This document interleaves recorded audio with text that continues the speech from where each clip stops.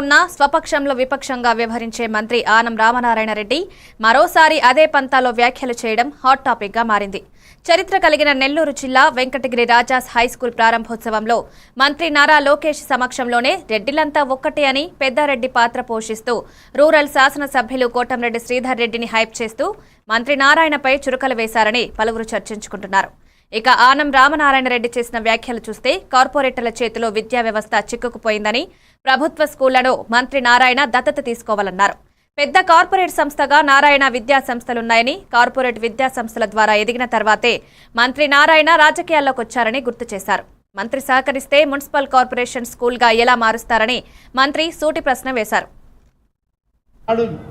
AC Subbareddy గారు, ఆనం వెంకటరెడ్డి గారు మేనేజ్మెంట్లో ఉన్నప్పుడు ప్రభుత్వాలే వాళ్ళ చేతుల్లో ఉన్నాయి.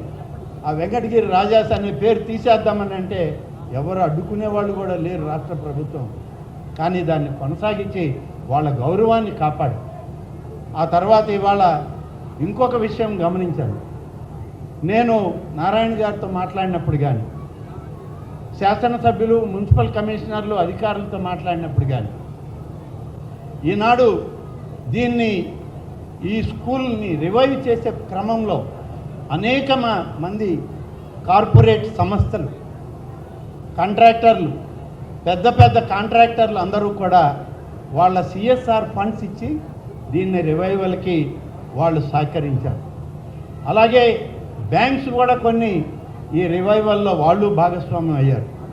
కానీ దీనిలో కార్పొరేషన్ నిధి ఎక్కడుందో కార్పొరేషన్ కమిషనర్ గారు ఏమన్నా చెప్పగలిగితే నాకు అర్థమవుతుంది.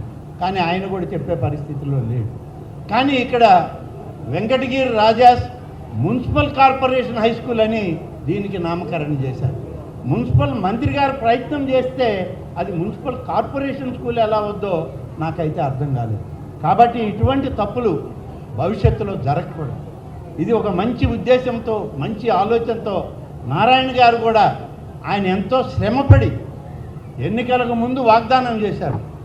వాగ్దానం చేసిన మాటని తను నిలబెట్టుకునే ఒక ప్రయత్నం చేశారు.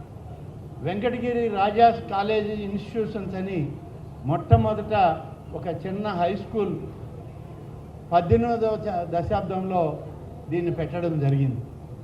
అప్పుడు వెంకటగిరి రాజాస్ అనేటువంటి పెద్దలు 50,000 రూపాయలు ఈ ఇన్స్టిట్యూషన్కి డొనేషన్ ఇస్తాము, మా పేరు పెట్టండి అని చెప్పి వాళ్ళ దగ్గర, వాళ్ళ సంస్థానంలో పనిచేస్తున్న ఆయన, పెద్ద ఆయన ఒక ఆయన ఇక్కడ నెల్లూరులో ఉంటే